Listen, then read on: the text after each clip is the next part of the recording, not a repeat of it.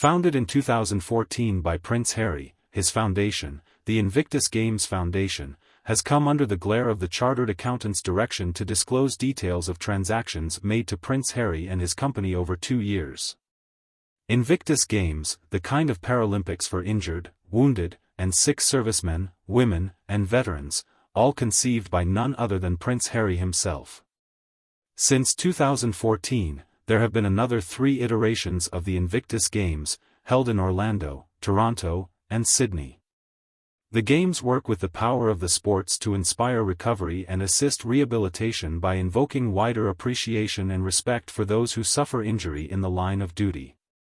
Since its inception, Prince Harry has played an integral role in the development and promotion of the Invictus Games.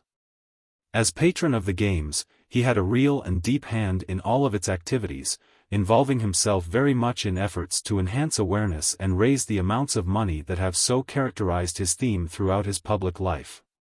He was highly commended for his devotion, and with Prince Harry at the helm, the Invictus Games Foundation was formed to manage and organize the Games efficiently. The recent controversy of the ruling wording and, specifically, Prince Harry, was sparked by the ruling of the Information Commissioner in response to Freedom of Information requests. What has been a decree that calls for disclosure in every transaction that has been made to Prince Harry and his private company, Rectify, throughout 2 years, from the year 2019 through to the year 2021.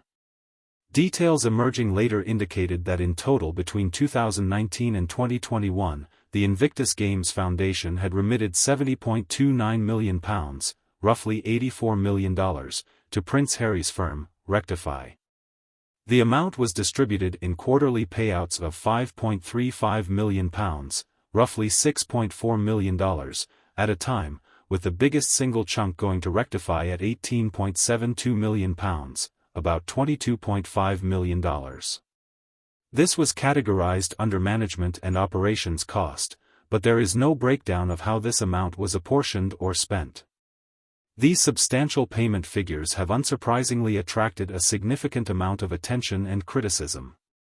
That is by itself raising a question and concern pertaining to whether a single individual or entity can legitimately deserve payment of such a hefty sum in the name and service of a charitable foundation concerned with the welfare of armed services personnel and veterans, those wounded, injured, or sick.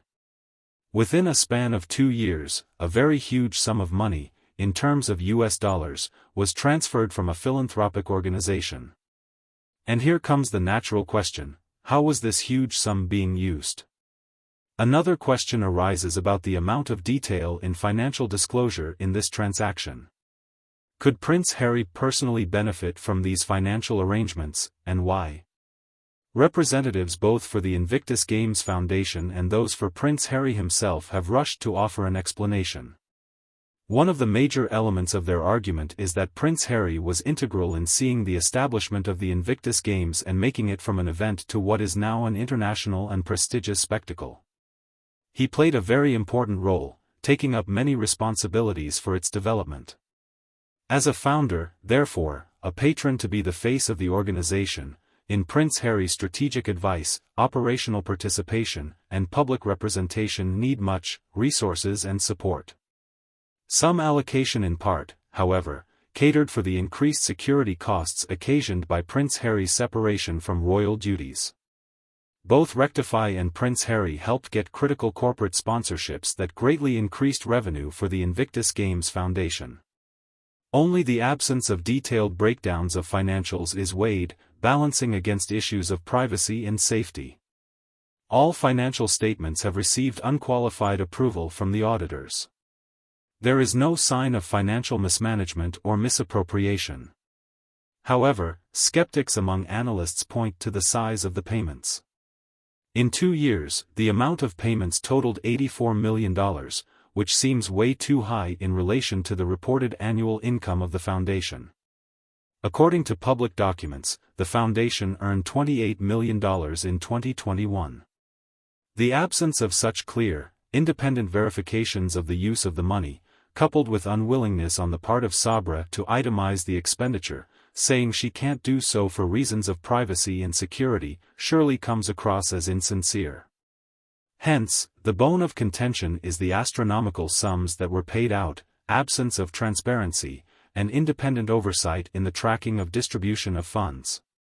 This is important, keeping in mind that the foundation runs from public contributions in order to have events for veterans.